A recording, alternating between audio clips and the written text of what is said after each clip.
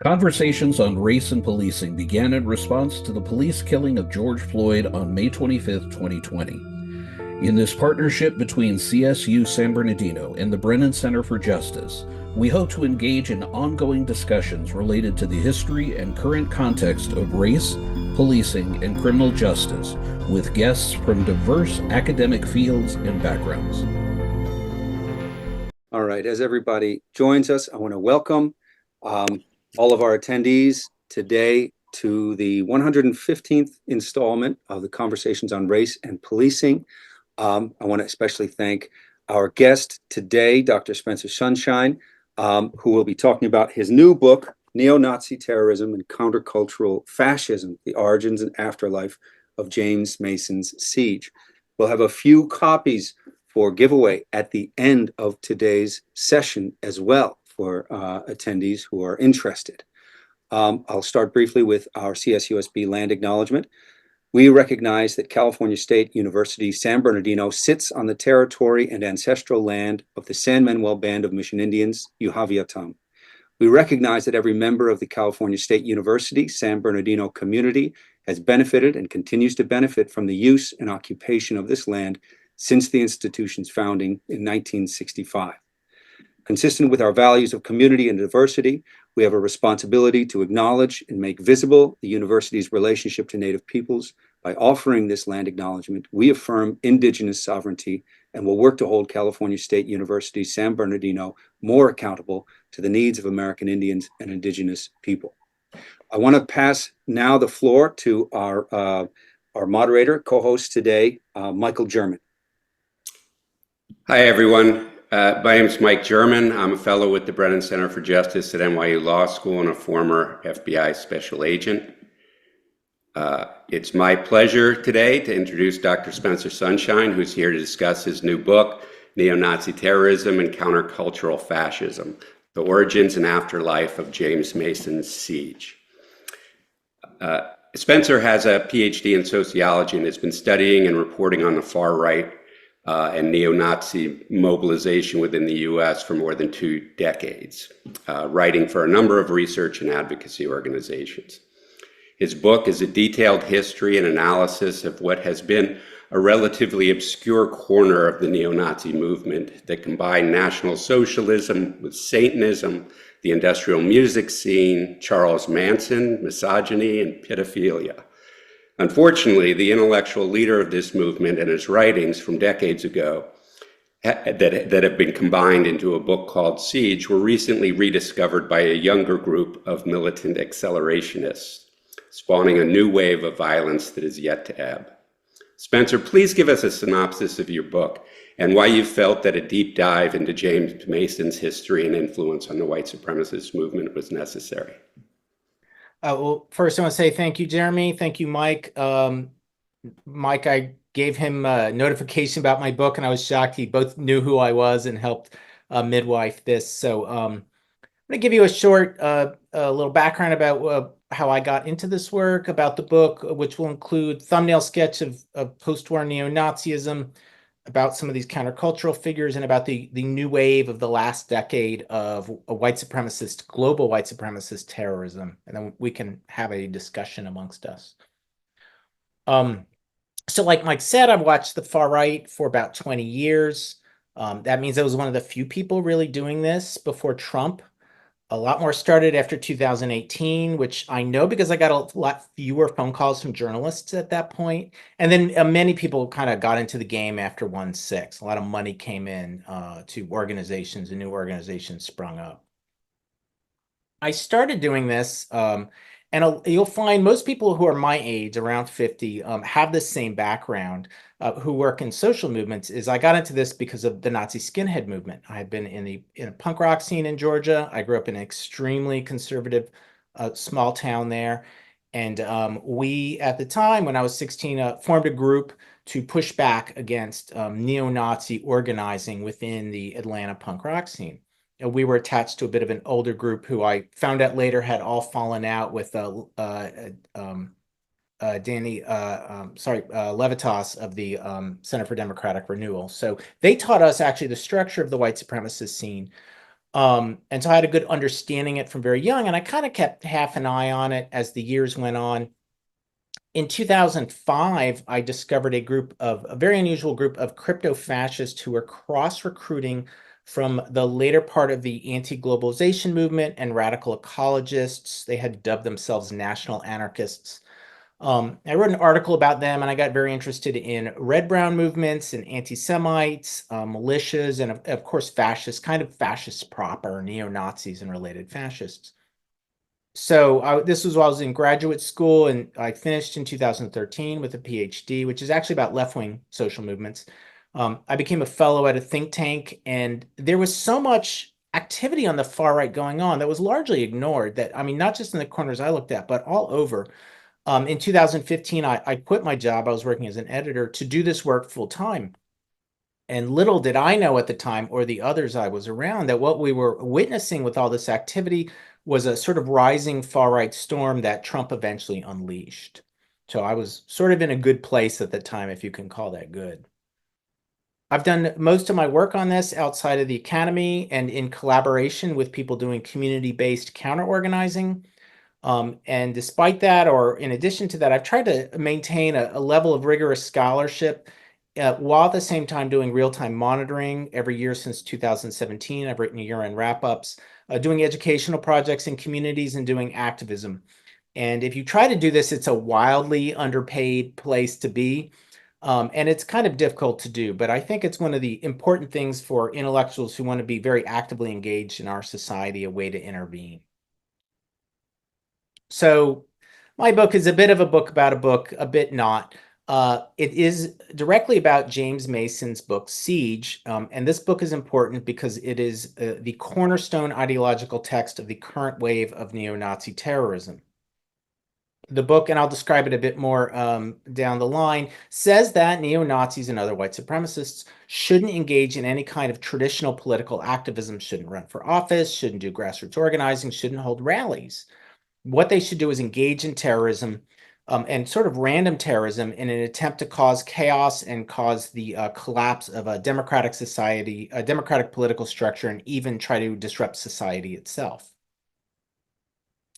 Now, this book, although it was written in the 90s, originally written in the 80s, the text was talked a lot about after the Unite the Right demonstration in Charlottesville in 2017, which was the largest fascist demonstration in the US since the 70s. But despite there were a lot of articles, they didn't talk a lot what was in the book. And so originally I was going to write a single article sort of giving Mason's history and reading the book for people. It's a 450 different editions, 500-page book. I couldn't, looking at all these secondary texts, I couldn't get the facts to line up. There's really a comparatively small amount of academic literature, other scholarly literature in the post-war fascist movement in the United States. And I couldn't get the facts to line up, and I found out that James Mason had a massive archive of his correspondence at a university in Lawrence, Kansas. It's 60 boxes of his correspondence with mostly other white supremacists between 1966 and 2003. He kept all of his letters, and he kept carbon copies of outgoing letters. It's a unique slice of American neo-Nazi life. And I ended up working for 5 years on it. So my book is a series of profiles, and there's about 30 chapters is how it goes, Mason being the thread that goes through it.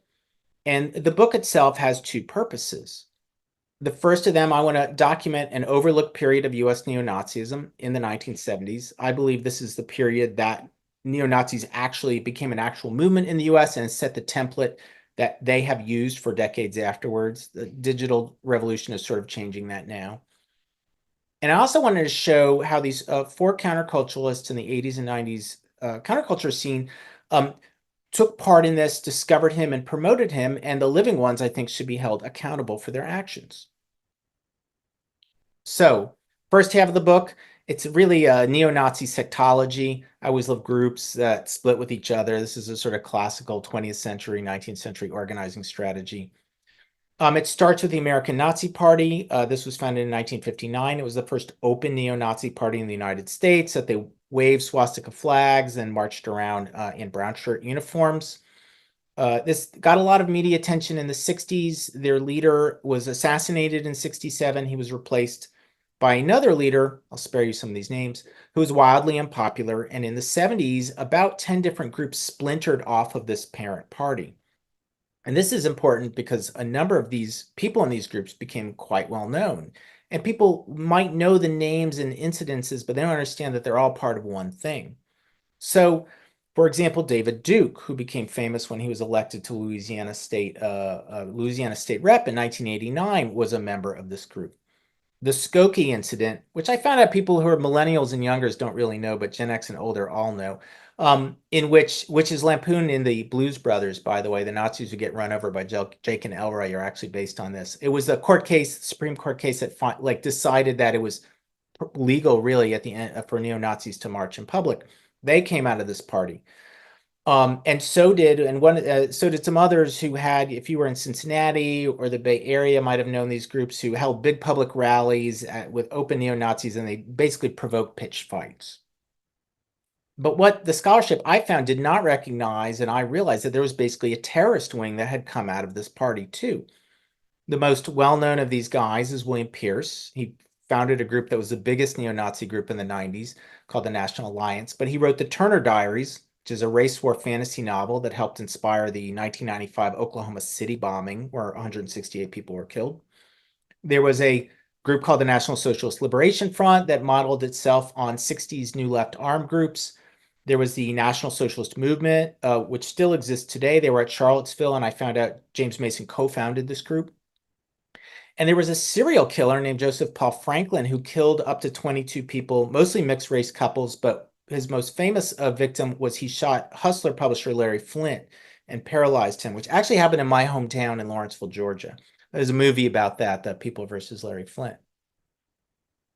So Mason had been involved in all this wrangling in the 70s, and he sort of retreated in 1980 and self-published this newsletter, Siege, for 6 years. He cranked it out himself on a mimeograph machine. It was 6 pages, came out on time every month.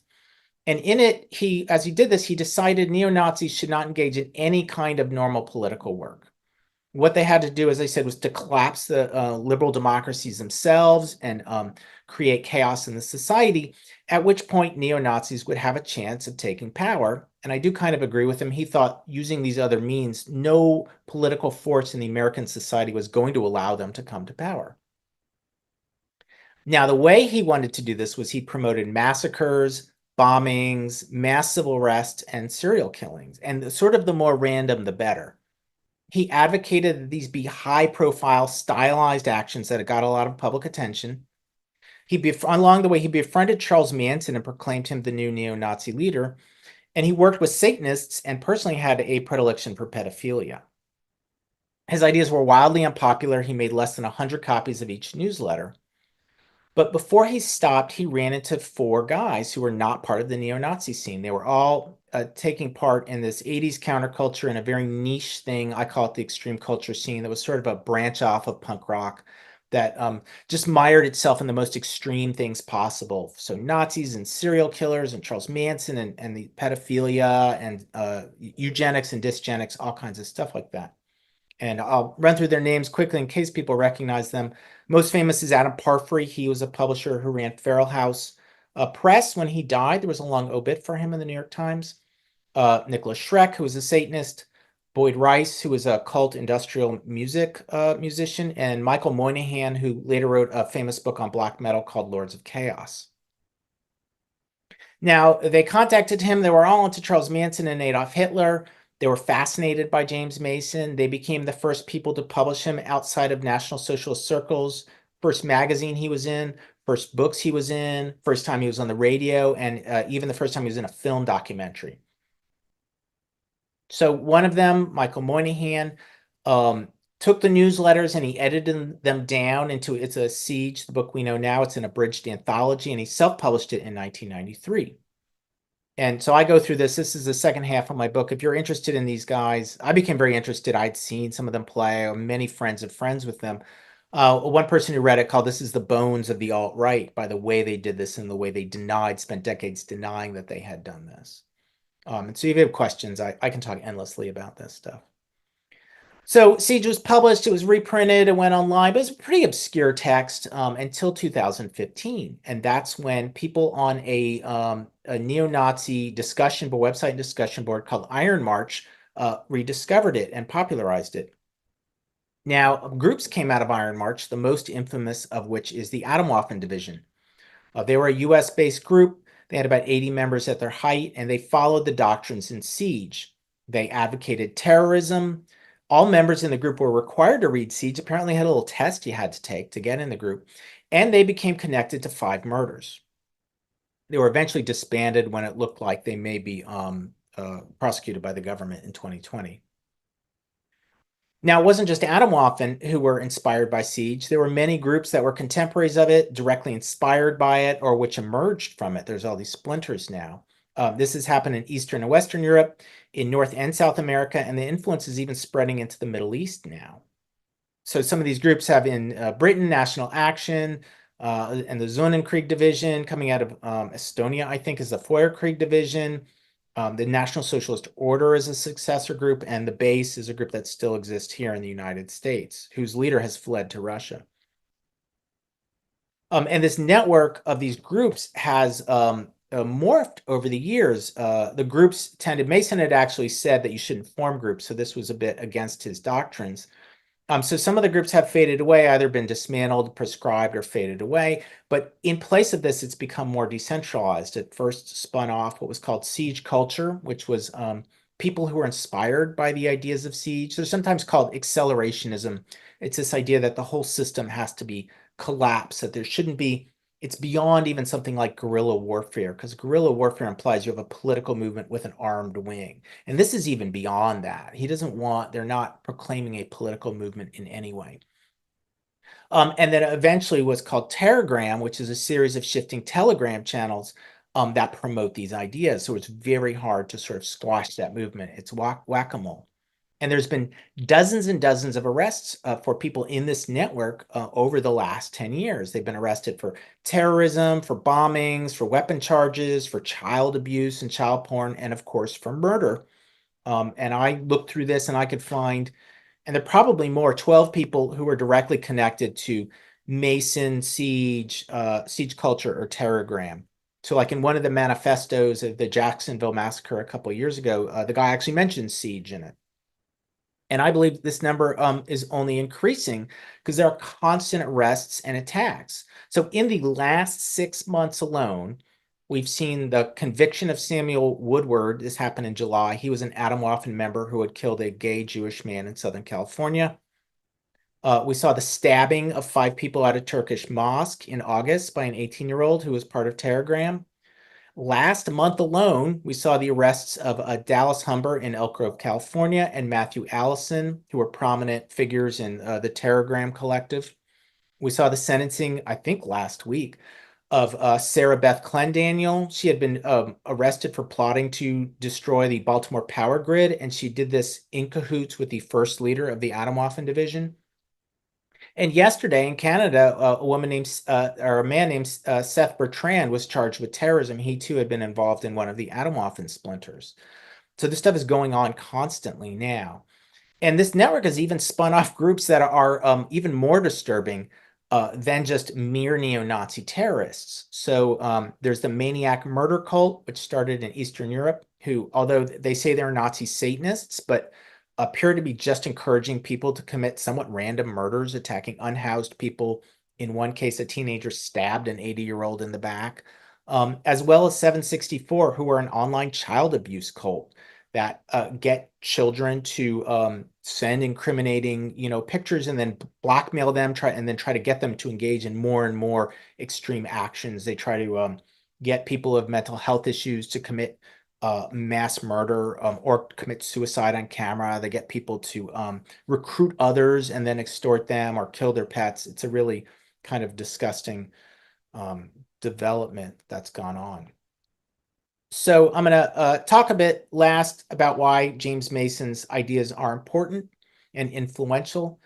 So first, obviously, they're driving this network of neo-Nazi terrorists that I've talked about. The second is that he's directly mentoring them. There's all kinds of pictures of people going to his house with him. Samuel Woodward, who was convicted of, the Atomwaffen member is just convicted of murder. There's a picture of him with Mason. They're the hard line of accelerationism in general. This notion of accelerationism has bled over into non-white supremacist movements, into the Boogaloo Boys and some militias, and even along the edges of 1/6. People saying, well, if the election is stolen from him again, we have to take the next steps. And so they're like the hardcore of that then affects even more moderate, if we can call them accelerationists. And his book was prescient to this is one reason a book written in the 80s is very prescient today, for really a number of reasons. So the first one is that he was possibly the very first neo-Nazi advocating single actor attacks, sometimes called lone wolves. He was doing this as early as the late 1970s. For example, Louis Beam's essay, Leaderless Resistance, usually cited as the start of this is 1983. He was, as I said, was friends with Charles Manson and obsessed with serial killers and massacres. And this very much lined up with the online edgelord culture of 4chan, where people are just, again, diving into the most extreme things that they can find. As I said, his ideas became the basis of accelerationism. As I mentioned with the counterculturalists, his ideas of he was in a cloistered neo-Nazi political world, and combined with his radical cultural movement that wasn't political in the normal sense. And this other movement became a carrier group for his ideas. These people did things he couldn't do, like make a book and distribute it, or reach new audiences he didn't have access to. And this very much matches up with what went on with the white supremacist movement. As people may know, Richard Spencer co-coined the phrase the alt-right in 2011, but it wasn't until combined with these online sort of trolls, 4chan trolls coming out of Gamergate, who weren't political in the sort of sense of white supremacist, organized white supremacy, like they too combined in this way, were able to reach a new audience, portrayed this white supremacist politics in a different way. Mason was a pedophilia. He was arrested twice for taking pictures of 15 and 16-year-olds. He openly expressed that he was interested in, pre-adolescent girls. And there's an amazing amount of child porn and child abuse floating around this neo-Nazi terrorist network today. Actually get arrested for this all the time. It's in a way, if we can say, good, because it's easier and more likely that people will be arrested for child porn than for promoting terrorism. So there are many arrests for this. Mason, in his book, valorizes people who commit these massacres and killings. And today in this network, they're called saints. When someone does one of these murders, they'll make this sometimes quite beautiful iconography of people who've done these things. Brenton Tarrant, who killed people in Christchurch, Muslims in Christchurch, New Zealand, being the foremost figure. The people around him, these 4 counterculture figures, were all involved to some extent, with a greater or lesser extent, to the Church of Satan. And today we see this neo-Nazi network intertwined very closely with the Order of Nine Angles, a more radical, more neo-Nazi Satanist movement. The Church of Satan welcomed neo-Nazis, but wasn't neo-Nazi itself. Again, these counterculturalists around Mason were deeply, deeply misogynistic. It was a very important unifying element for them. And of course, we see this today with the manosphere and incels, and sometimes overlooked as incels have committed quite a number of mass murders themselves. And last, I didn't get into this, but it's a very interesting thing. A number of people who Mason worked with were gay or Jewish. And so in a way, he likes to say this: we use you, you use us. And he was quite willing to work with them to achieve his own ends. And they had their own reasoning, whatever that was, to work with him. And we see this again today. We've seen quite a number of people of color on the far right. I've even talked with a member of the Atomwaffen division who is a trans man. So we see that dynamic going on today. And so this is why I wrote this book. It's a sort of fascinating story. I tell people you should probably read it like a soap opera. Some academics think it's a beach read. Non-academics think it can be a slog to get through. So, take your pick as you want to do it. And so, yeah, that's what I did with the last 5 years of my life. And I'm happy to have a discussion about this and take questions about it. Great. Well, thank you very much, Spencer. It is a fascinating book. What's fascinating to me is that, going back to the assassination of George Lincoln Rockwell, the leader of the American Nazi Party, how this wing of the movement has been involved in violence in a pretty long trajectory that you document. How well do you think law enforcement understands the relationships between these kinds of acts and how that history affects what's going on today? That's a hard question since I'm not in law enforcement. The violence is actually very interesting. Traditionally, violence on the white supremacist right was committed by the Ku Klux Klan, and I found out the first neo-Nazi massacre wasn't until the late 70s. So one of these things, I don't think that law enforcement understands the internally how these movements work, that they can be quite divided amongst each other. The Klan and neo-Nazis historically hated each other. National Socialists hated each other. They only started working together in the late 70s and only sort of combined in the 80s, which was called the Nazification of the Klan. And so I don't think sometimes I understand the difference between like militias and white supremacists, which are really quite a large divide. And a lot of people want to lump them together, and there's a reason to do that, but organizationally, the two are quite different things. I think it is quite difficult today to follow these movements. I'm going to give people credit. Like even people who spend their whole lives freelance doing this stuff have a hard time. Digital stuff is just so much stuff. It changes so quickly. It's now very international in a way that it wasn't before, right? Anyone can subscribe to a Telegram group, and English has become so widespread as a lingua franca. So, I don't know. You look at FOIAs. This is obviously the main way a normal person can see what's going on inside. They're usually kind of bad. I read the indictment of the two Telegram leaders. I mean, they followed the words they said quite good. Was their understanding of the networks really good? I mean, it was okay. I mean, I think when I look at FOIAs, things move between poor and adequate. I don't think I've ever seen, sometimes the information is good, but also unreliable. I don't think I've ever seen it's unusual to see a really sharp analysis coming out of this stuff occasionally, but not usually. And I think part of the difficulty, and you mentioned it both in the book and in the talk, that when you first started this, you couldn't get the facts to line up. The things that had been written weren't meshing in a way that as a researcher you felt confident. And a lot of that, I think, is because there's an awful lot of intentional obfuscation by the individuals and groups involved, putting misinformation and disinformation out. How, as a researcher, were you able to come to what you felt like was solid ground of truth about what was going on? This was a big problem, and it's true in the past, especially when it was harder to get hold of documents. People relied on statements by white supremacists in this because they were self-aggrandizing. It wasn't even that they were necessarily trying to mislead. Sometimes created wrong information. For example, it's not an important example, but I spent a long time trying to unwind it. The group that James Mason formed, the National Socialist Movement, in all of this stuff says that these two other figures formed it in an earlier year, and that they were close to George Lincoln Rockwell. It turns out they didn't know Rockwell, and the group was founded later. One of the guys wasn't even a founder of the group. Like, they didn't even know where he was when they founded it. I was able to untwine this because of Mason's letters and because he had collected this runs of these small neo-Nazi movements, magazines from the 1970s. He was a publisher.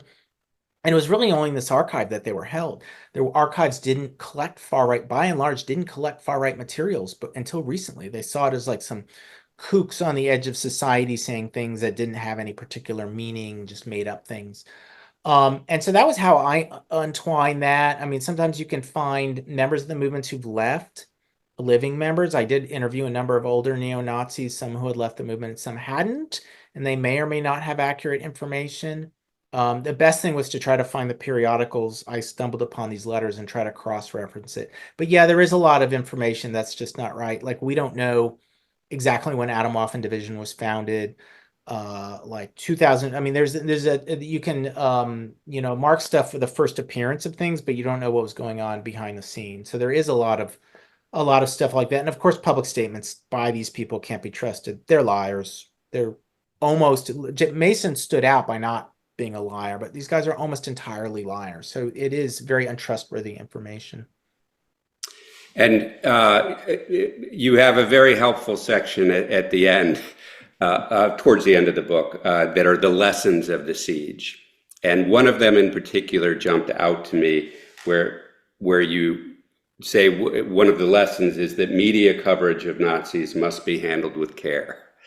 And you know, as a researcher writing about them, what kind of advice can you give to others about how to navigate that, where you're not trying to promote these ideas, but you're trying to raise awareness of them? Well, first I want to say you're the only person who's ever told me they like the lessons section, so thank you. Yeah, I got to see this very up close in the period from like, say, 2016 to 2018, when there was an immense coverage of the alt-right, of Richard Spencer. You know, things like the dapper fascist and people writing about how he dressed. And I remember this clearly because I had one sympathetic, very, you know, media source call me and say, how do we cover this? And I was basically like, I hate to tell you this, but don't. There's so much information. You're just feeding it. You're feeding them. Everyone's like alt-right, alt-right, alt-right all the time. It's on everyone's minds. There needs to be adequate information delivered to the public, and accurate information. It should not be sensational. People do need to know when there is neo-Nazi, white supremacist organizing going on, in particular in their communities. They need to be aware of it. It cannot be sensationalized. It cannot be too much of it. You need to balance too much and too little. You don't want to ignore these things. I'm 100% against ignoring these things. And you also can't trust them. This was a huge problem in my book, and we've seen it many times, is people think they know better. Journalists think they know about these movements and they know better than experts. And honestly, if you're not familiar with these movements, you don't. I mean, and so the journalists will report on it and they'll quote the person who's a liar, almost always, and not quote experts on it. This happened throughout in my book. Throughout the book, there was a big discussion about whether the publisher of Siege, Michael Moynihan, was a Nazi, and almost no articles interviewed experts on it, because experts would be like, yeah, he is, and everything he's doing is what people who are white supremacists do, the tactics they're using and all, and people just wouldn't do it. And so you can't give them a platform in the sense of just letting them speak. I'm not saying you can't interview them or something. Like I saw a Tom Metzger interview. He was a violent neo-Nazi leader, and a very important one in the 80s, on the McLaughlin Report, an old TV talk show. And McLaughlin gave him 15 or 20 minutes just to talk. He had James Ridgway there, a very important, very sharp analyst of the far right, and gave Ridgway like 2 minutes to rebut him. And, you know, people have this idea like, well, we've exposed them for who they are. No, you haven't. You've given them a huge recruiting platform. That's why they want to go on your show. You know, if they didn't get an advantage from it, they wouldn't be talking to you. It is a political advantage to them. Do not do this. Never do this. If you need to give them, you need to quote them. Okay, quote critics of them and give the coverage within reason. Tell people what's going on, but don't inflate what's going on. And don't give them too much coverage. It just helps them. So those are the lessons that I learned over the years.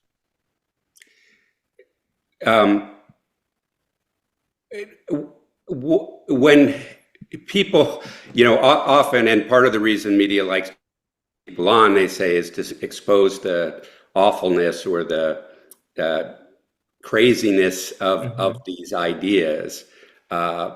But you also make clear that it's not just crazy, it's something that can be solved by some kind of psychological analysis. Explain that point. Sure. A lot of people, and this has become popular again lately, but it's fairly common, see adherence to the far right and white supremacy as a psychological issue, or an issue of information siloing, especially from social media, or just you know, false information, disinformation. And I'm not saying those things don't make everything worse, because they do make everything worse. But it's a political movement, especially National Socialism. I make a difference. There's splitters and lumpers. Lumpers like to see everything together. Like the far right is just, or even white supremacy is just this mass thing with little differentiation. I'm a splitter. I like to see militias different than white supremacists, and even like Klan different than neo-Nazis. Neo-Nazis, fascism, National Socialism is you can see it very clearly with it, an ideologically based political movement. It's been around for 100 years now. It's 100 years old in the United States too. The first National Socialist group was founded here in 1922. Is a permanent political strain in the United States and elsewhere. They have texts, they have history, they have a moderate wing and a radical wing. They have different things they tried out at different times. They're aware of their history. They teach others this. It's a political movement, and you have to look at it as a political movement.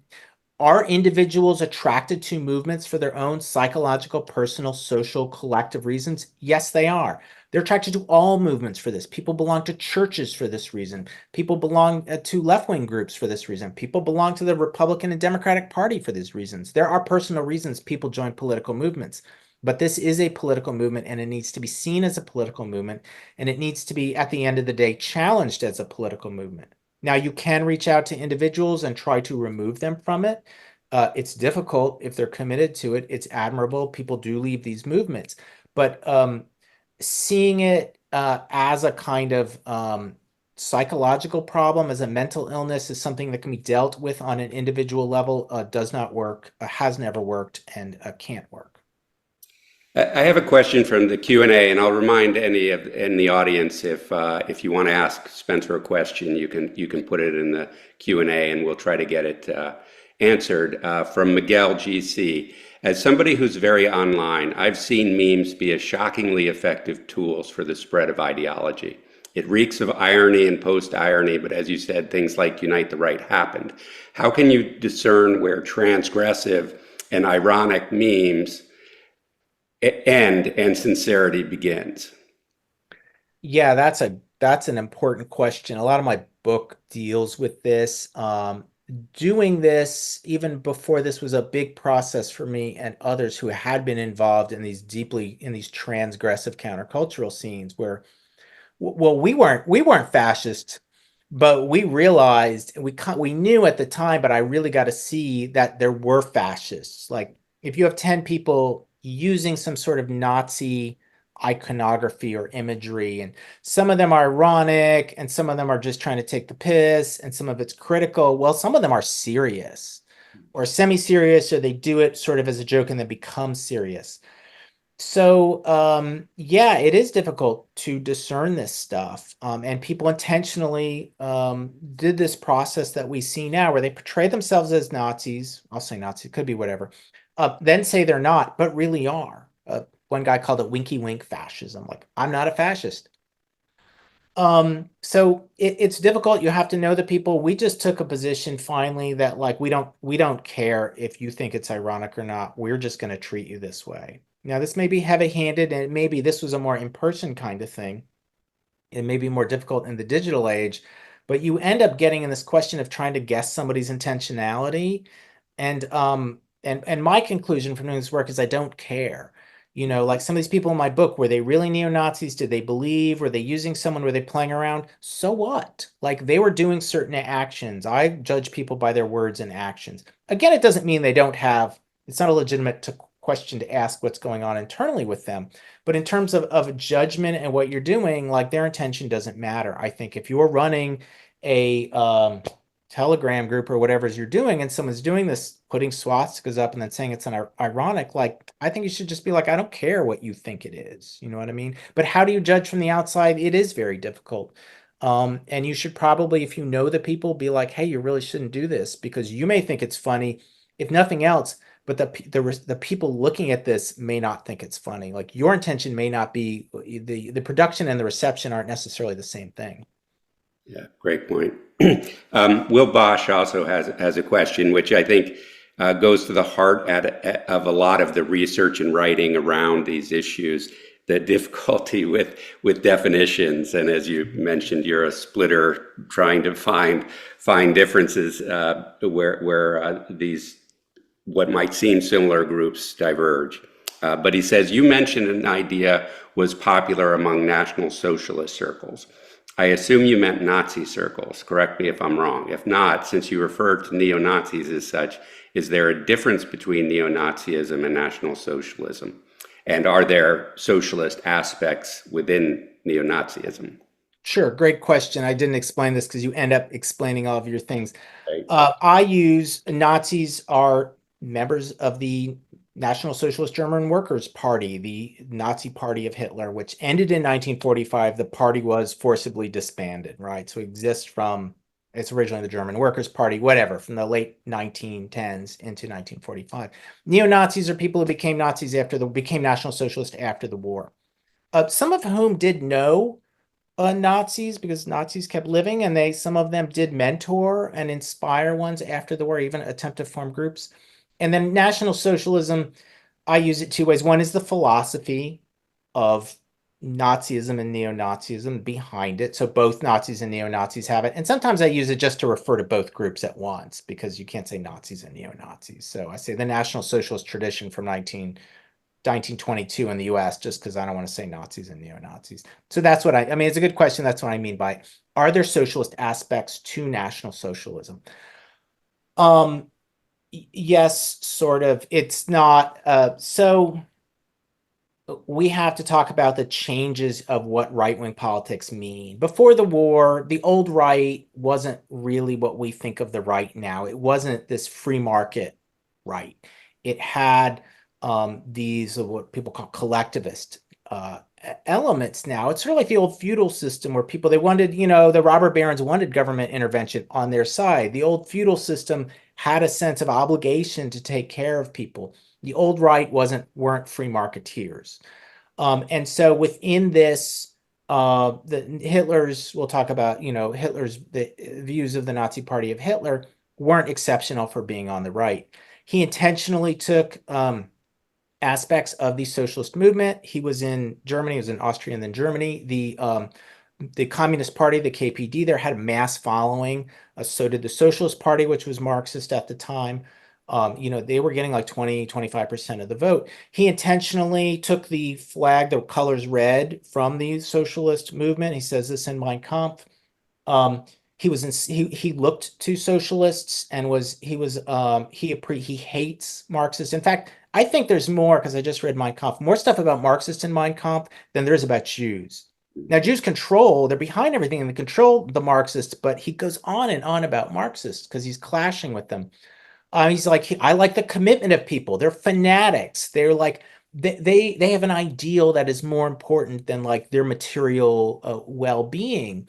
And they're ruthless. Their propaganda is just like, it's totalizing, and they have no tolerance for everyone else. And he's like, I'm going to copy all this stuff. He uses socialism to appeal to these mass workers movements, but he's very specific. He says, I think he says this in his essay, Why We Are Anti-Semites. He's like, socialism isn't about collective ownership of the means of production. What it really means is the German community itself, the German racial community. That's what socialism is. There were anti-capitalist elements within the original Nazi Party. The Strasser brothers, Otto Strasser in particular, Hitler turned on him and he had to flee for his life, which turned out to be good for him. His brother Gregor, who was second head of the Brown Shirts, was later killed in the Night of the Long Knives in a big purge in 1934, I believe. And they were anti-capitalist, and there's always a sort of feeling about anti-capitalism. I mean, the Nazis were always against finance capital. They distinguish between industrial capital and finance capital. This happens at the very beginning of the party. Hitler's following an economist named Feder. You see this in anti-Semitism a lot. The Jews are always controlling these abstract things, media and education and finance, as opposed to like the real people are factory workers and farmers, right? This is an important split, sometimes called producerism on the far right. So there were elements of opposition to the free market system, and in particular of international capital. Like with Trump, like you heard at the debate with Vance, they want a national economy. All right-wing nationalists do, but the Nazis did too. So there were elements of this. There was a sort of anti-capitalist wing that got removed pretty quickly, and there were elements of a collective goal in general, which clashes with a neoliberal, or a decentralized economic perspective. So sometimes when you hear like Trumpy far righters be like, socialism, communism, and Nazism are the same thing because they're collectivists, there's an element of truth in that. They are seeing society as a collective whole, but the rest of it's not true. Great. And Damani has a question. Damani, I think is her name.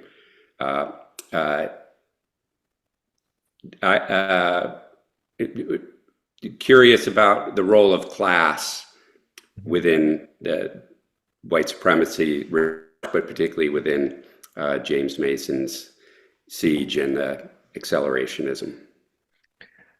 Not a lot.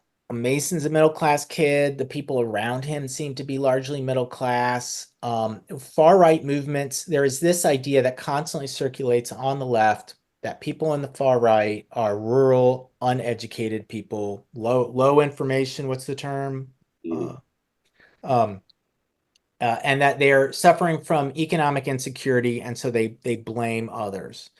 This is true at some times. It must be true. The real time this was true is in the 1980s during the farm crisis, where the feds raised interest rates and people were losing their farms. And white supremacist organizers and Posse Comitatus came in and they said, the feds controlled by the Jews. You know, you can see you're the real people. It really was a good producerist sort of narrative about finance capital and productive capital. Like your farmers and the bankers are acting against you.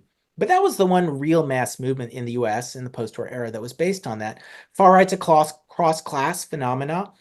People did analysis of who was at 1/6. I mean, Hitler's base, but this is getting to be a long time ago in very different social circumstances, was sort of the lower middle class who were dispossessed by the Great Depression.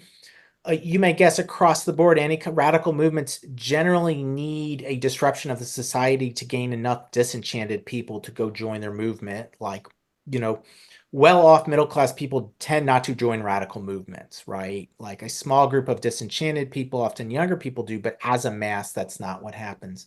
But in general, and I think studies have showed this, the far right's a cross-class movement. White supremacists have increased greatly in terms of education from the 1970s and 80s. It was very rare for someone to have a PhD. Now there's tons of people. There's professors all the time are out at being at Charlottesville or whatever. You know, Richard Spencer did his master's thesis on Theodore Adorno and dropped out of a literature program at Duke, his PhD program. Like this stuff's very common now. So this is not, you know, higher education is still more common amongst middle and upper class people than people from the working class. So there's strangely a lot less than one might think from the outside, which is not to say in certain circumstances that dispossessed working class people might be drawn to these things. The last thing I'll say, we realized this with the militias. I was in Burns, Oregon during the 2016 Bundy family takeover of the Malheur Refuge, if you remember. And we could see who was in the militia. Burns is a very far out rural area. People from Burns had dirty boots, broken down cars. They're very, very conservative people. And you could see the militias because these guys came in, they had new clothes, they had new guns, they had new trucks. You know, you could totally see the class difference right there. Interesting. Since much of our audience are students, if there was a student who was interested in studying this kind of material, what would your advice be about how they would start a career similar to yours? If you think that's a good idea. I would not look at this as a career. I have not made my living. I think there were I was in grad school for part of it, but say the last 10 years after I quit my job, I think there were 2 years I actually broke even. And I have a very low standard of living. And so I sort of took some notes, and if people are interested, I will go through the different kind of career positions that are available in this. So first off, I've told a number of friends, obviously, what I do. And I've heard more than one time, I don't understand your industry. I'm like, is it an industry? I'm not sure. So this is how it kind of breaks down. People make from doing work for free to over $100,000 a year. Obviously, on that high end, good luck with it. A lot of people produce ground level research, are activists doing this for free, sometimes involved in doxing collectives. And there's just like a lot of free work. And in fact, a lot of people in professional positions are harvesting their work. There's a lot of resentment when journalists or people in orgs take the work of activists without crediting them. They want it to be taken up, but they're not credited. This is a common problem. Tons of people are doing this work for free. They're freelance writers like myself. I kind of make half of what I need through the writing. Now, this is also an effect of freelance writing itself. making about half your living from a freelance writer. As a part, successful enough, established one is not uncommon. Freelance writing rates are just in the toilet. Progressive platforms keep being cut. Vice.com just got cut, so you're constantly having more freelance writers thrown out into the pool you're competing with. There are some people who make a living on this, but they're very talented and very aggressive. I mean, there's just not, people aren't just, everyone's competing over a small number of pitches to editors, right? So good luck on that one. The best thing is to have a staff position at one of the orgs that monitor the far right. There's traditional ones like the Southern Poverty Law Center and the Anti-Defamation League. There's smaller ones. There's ones in different countries. There's a lot more now, or ones that pivoted to doing the far right from Islamism or something else. There's an influx of people who are studied Islamist terrorism and they were terrorism experts and they do the far right. No offense if you're watching this, they tend not to be the most adroit observers. There are some similarities, but they're kind of about different things. So there's a lot of new orgs or orgs that have pivoted now. Graphi and CMOS, the Counter Extremism Project, ISD do great work, but they have pivoted, I think, recently. I hadn't heard of them before. So you can try to get one of those positions. Again, lots of competition. Salaries vary. They probably start at 40, with free interns start at 40 and run up. And obviously the best places have limited turnover because they're good places to work. So that's always a problem in a small number of things. Academic positions, I think that's the best place to be. Work varies in quality. Obviously, if you're a grad student, there's a lot of pressure on you. We're pressured very heavily to publish at least one peer-reviewed article before we were done with school, which I thought was crazy because it's like, when are you reading? When are you learning this stuff? And your career is often guided by publications at the beginning, so that can hurt again what you're doing in terms of learning about this. It took me years to learn about this stuff, and I still don't understand. I mean, I'll tell you, I don't understand it myself. I don't understand what the far right is. Like, I'm always a student. People say you're an expert. I'm like, I don't feel like an expert at all. Like, I still struggle all the time to grasp it. So if you can get an academic position, everyone knows what the market's like. This is obviously, I don't even know if it's secure, right? Whatever, you know what it is. That's one way to do it. I think probably you can enter this if the security services, as Mike was, at different levels. This isn't stuff I'm terribly involved with. I think people tend to come out with do degrees in terrorism, I think, more than some like far right history or something to enter those things, and some rather specialized schools that are feeders into the FBI is my impression. And trust and safety, I think, if you wanted to get a job that paid money with big tech, a lot of stuff does big data stuff. If you're going to do that, that's probably your best route to getting a job in one of these organizations. Trust and safety work, they do hire for this stuff. Again, it could start low, but it can be very well paid. You're doing like investigations and content moderation, you're creating policy, maybe interfacing with civil society. A lot of countries are now starting to increase trying to force platforms to comply to their laws, right? We saw Twitter X got thrown out of Brazil, right? We saw the guy who runs Telegram arrested in France for, I think, not cracking down on child porn. So that's actually creating jobs of people at these platforms interfacing with civil society and with governmental structures. I think if you were going to go for it, you wanted a paid job. And that's less the far right knowledge of the far right, right? We're getting into something a little more of maybe flimsy and maybe just administrative. Is probably the best place if you can't be a professor or get a staff job somewhere. People do get staff jobs. I don't know how they do it, but some of them do. That's very helpful, I'm sure, for the students. Jeremy, I don't know if you had any questions. I just was thinking a little bit about this. I read Peter Lunenfeld's City at the Edge of Forever, a recent new book about Los Angeles. And he talks a little bit about Mickey Dora, who put swastikas on his surfboards. And he also talks about Charles Manson, I think. And I've watched the RFK Jr. campaign and the wellness community out here. My wife's a yoga instructor, and so she's plugged into some of these networks. I think you maybe I see you smiling. Maybe see where I'm going with this. That the sort of contrarian elements of the sunshine in Southern California, and the you mentioned wink wink fascism. That sort of idea of transgression and counterculture. I'm working to formulate a question, but is there something about Southern California Oh, that's distinctive here? But before I turn it over, I just wanted to thank you for joining today, because I think this is kind of a super group with you and Mike talking here. Mike's experience, for those who joined late, Mike is a former FBI special agent who's worked undercover among white supremacists and right-wing militants. And Spencer, I have a student working on punk music right now, an MA student, and I think you also are part of this super group. Obviously, the amazing scholarship that you're doing, but coming out of the punk world, and maybe that circles back to my question of this idea of transgression and counterculture. You've found a really interesting common denominator here.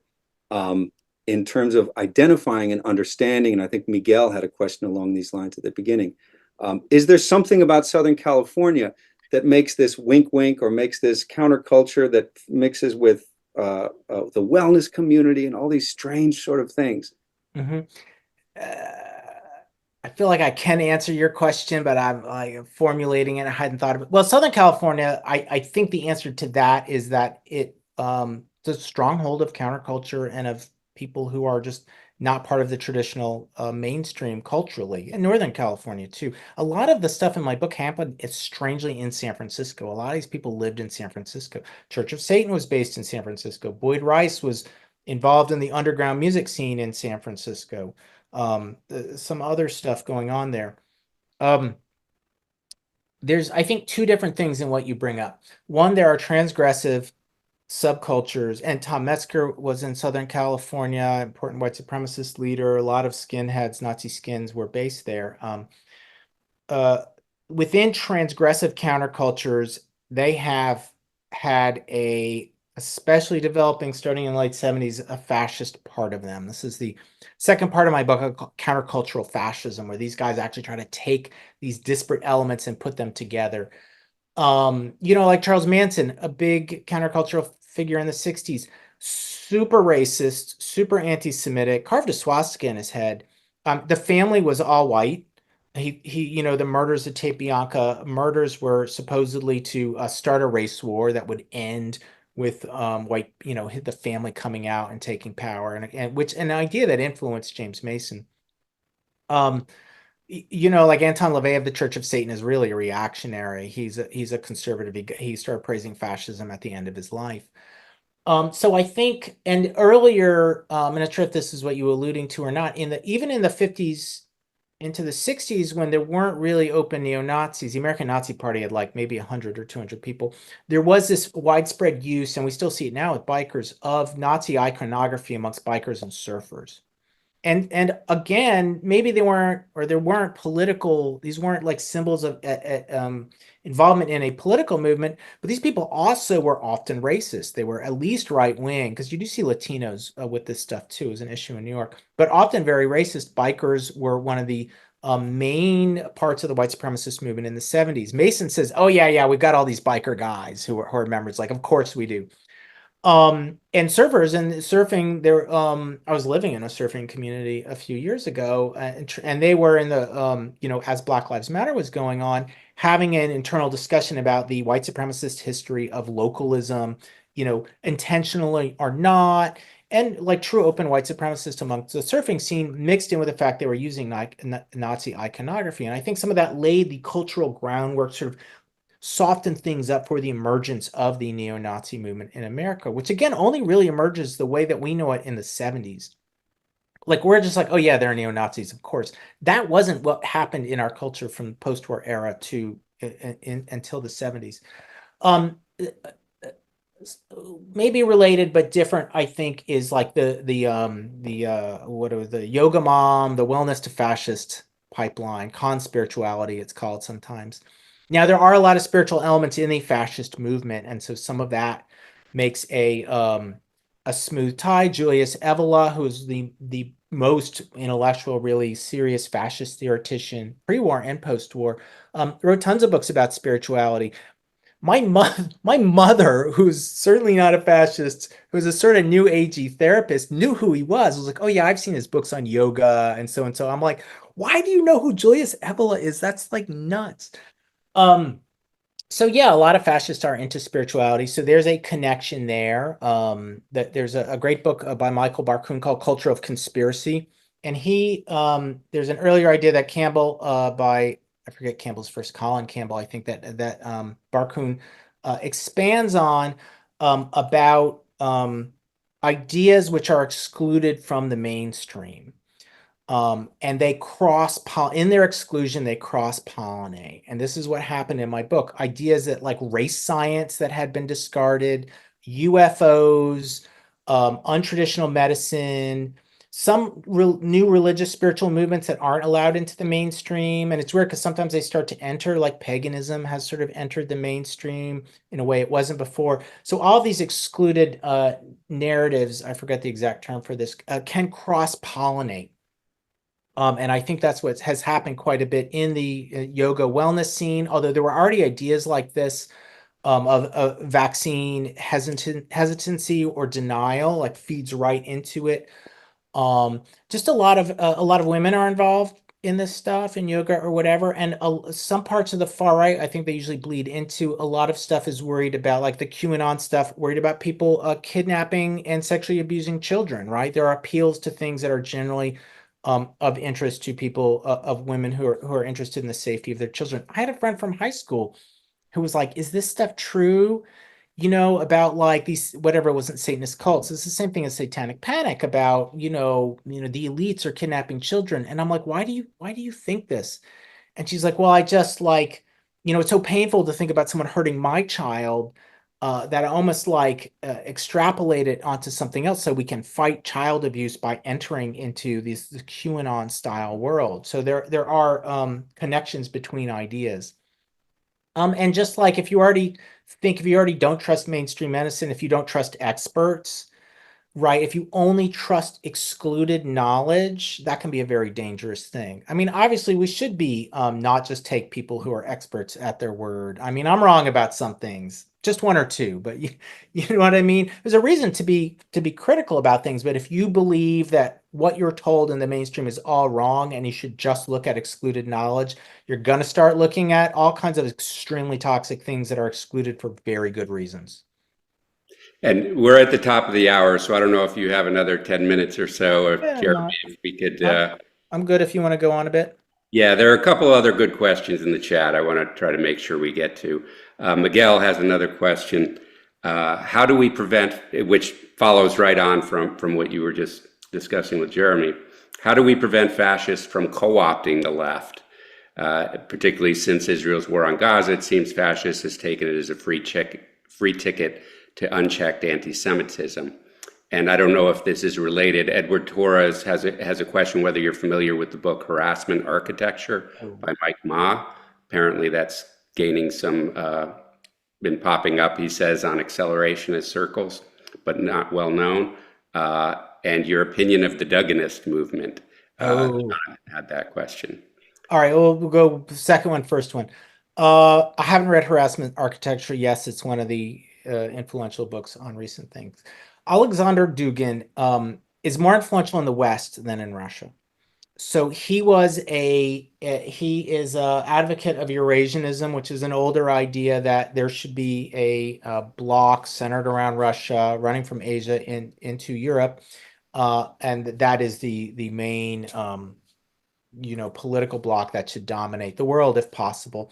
Now this is part of a multipolarity, which you find on the left and right, which is a decentering of the United States and trying to build other power blocks, so China and Russia, sometimes Iran and the United States, to attack U.S. power, or NATO, or there's different forms. Is U.S. and NATO, or U.S. and Europe and Israel, or is Japan part of it, or different things.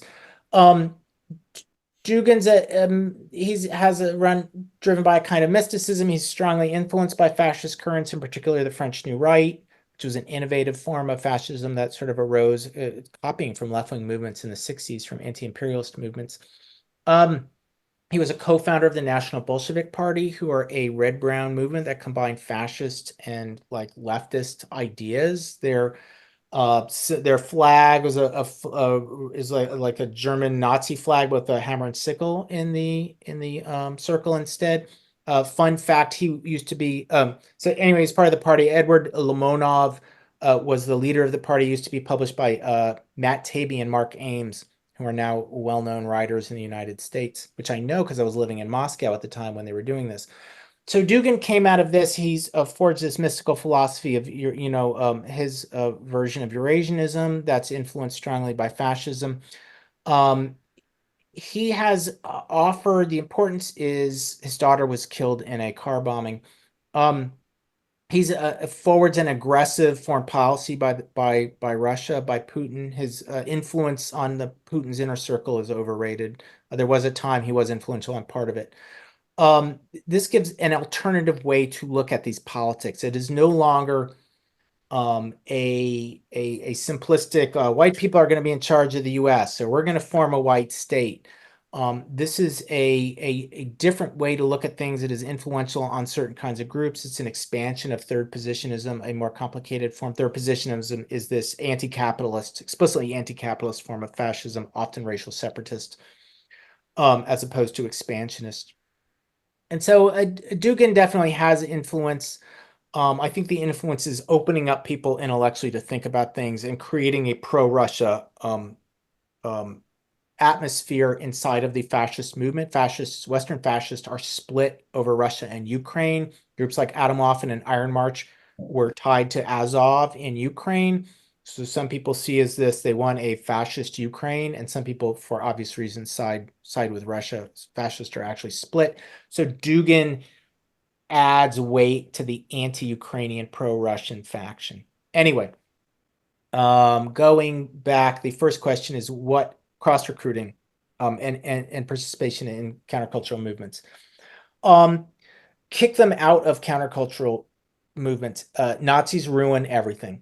They get in everything. They get in, soccer, American soccer, European football supporters clubs. They get in Satanism. They get in heathenism. They get in Christianity. They'd get in Judaism if they could. And there are some weird anti-Semites involved in the Jewish community. It's very strange. They're conspiracy theorists.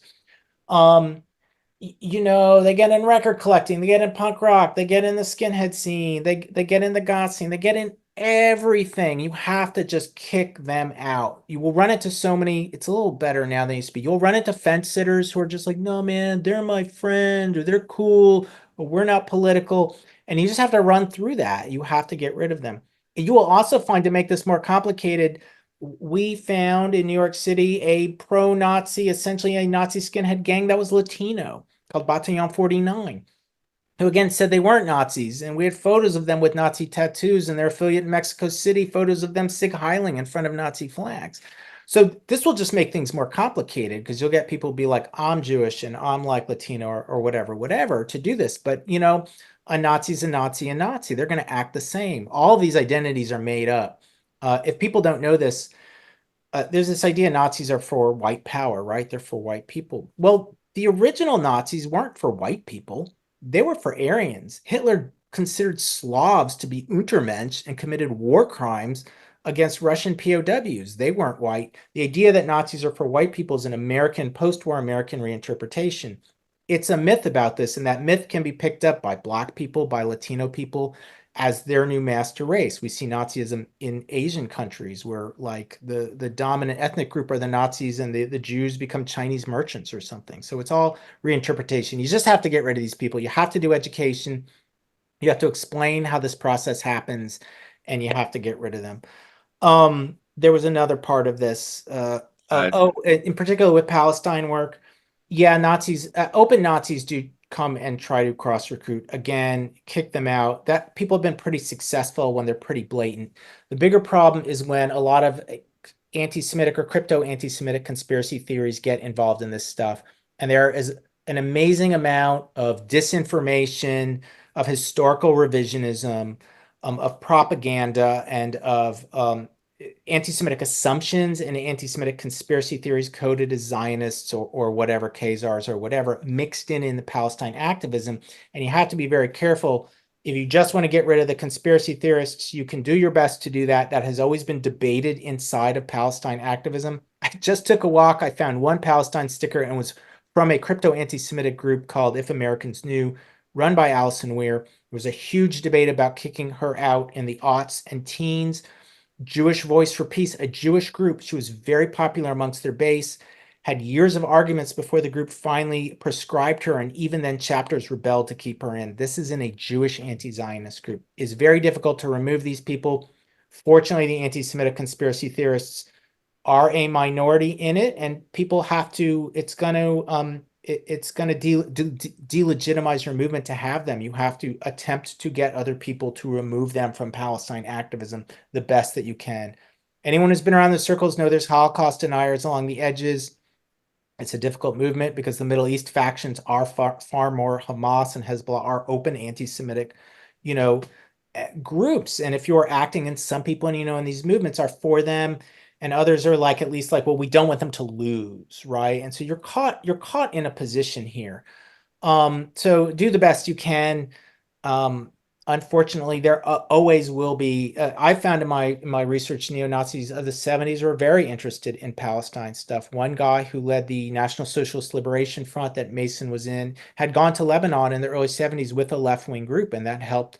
He took those anti-Zionist ideas. He was exposed to left-wing anti-Zionist ideas and carried them into his work. A lot of white supremacists like Islamists. And this has also gone on a long time, not so much reciprocated. But so it becomes, because you will find people in Palestine movements, I don't have any opinions about this, who are pro-Hezbollah, who are pro-Hamas, who are pro-Iranian regime. And the Nazis are going to like this too. They're going to be like, yay, we're like totally like Hezbollah. I mean, Matthew Parrott, a traditionalist worker party, loves Hezbollah. He's in a different group now. But so it's difficult. The ones you try to remove the ones who are most blatant, they will delegitimize your movement. The ones who are like the Zionists control the U.S. There was just a debate about whether Zog could be used by Palestine activists.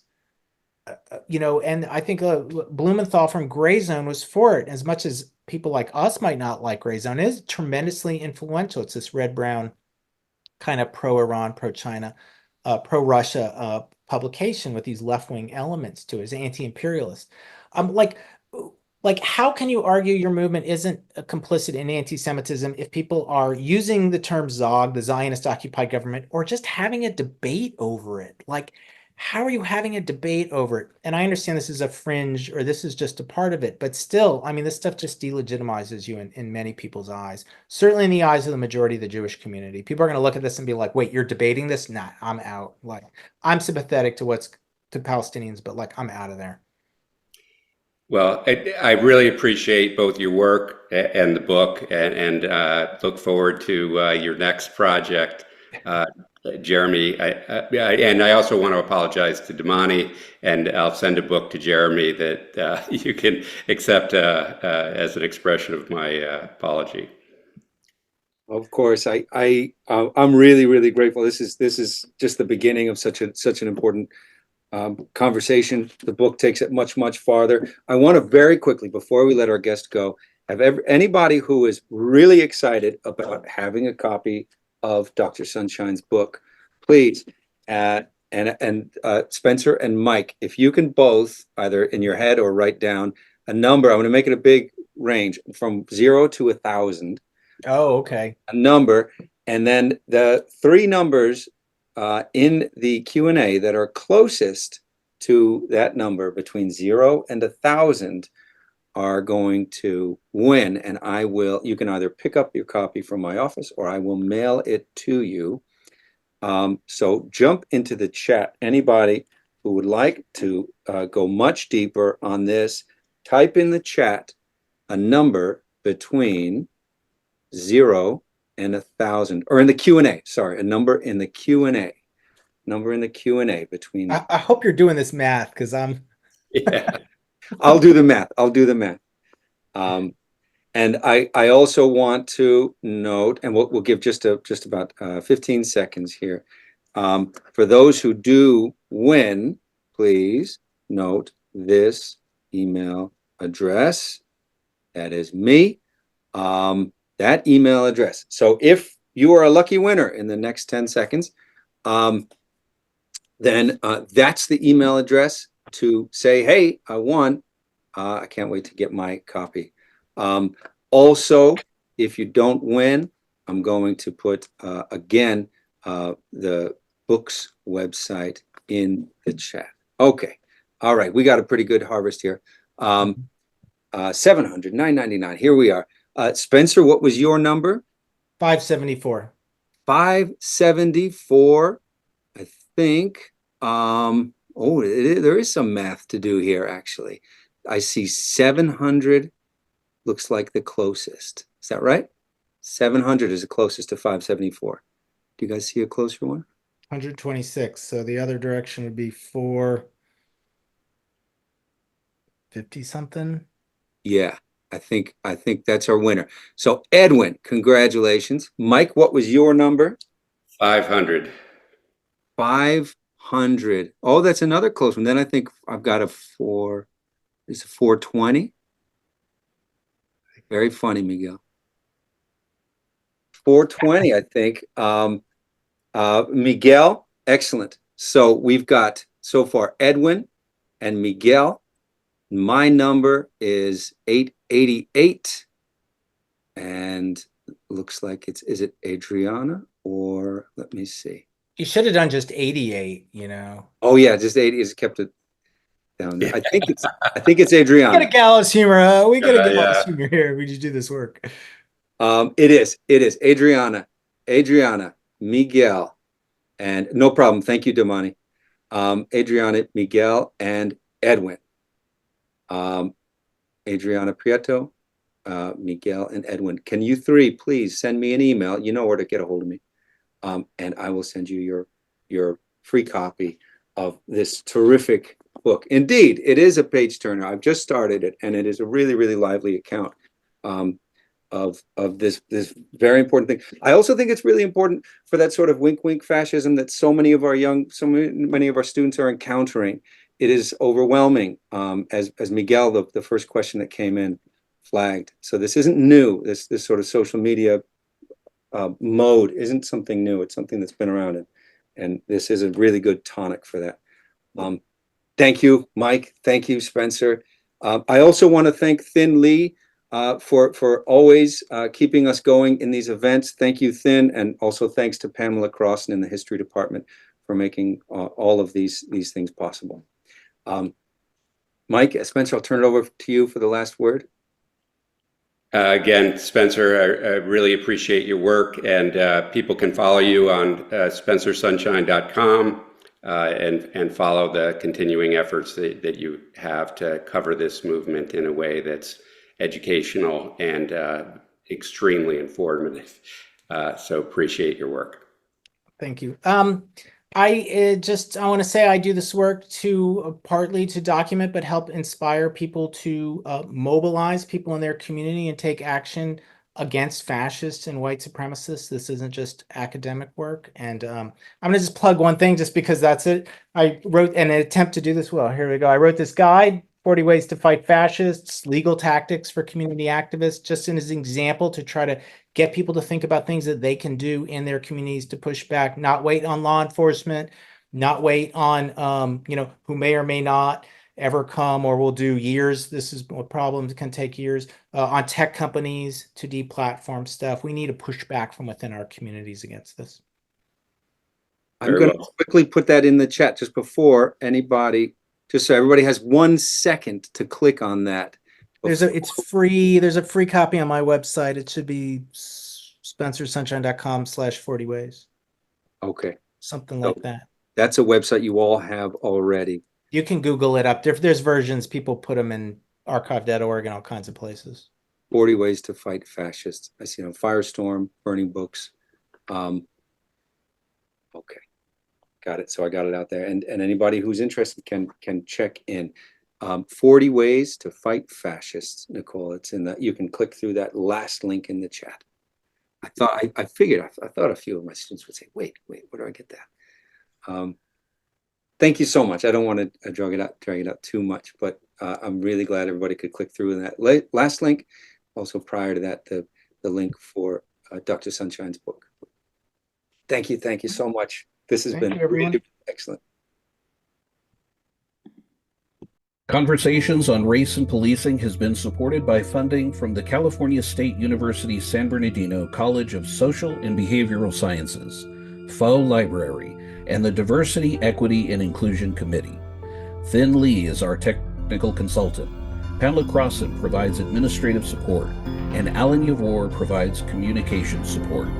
There's more information in the show notes, and please join us online at csusb.edu/CORP for upcoming programming and to find our catalog of over 100 past events with guests like Robin D.G. Kelly, Jabal Bowman, Dorothy Roberts, and many more.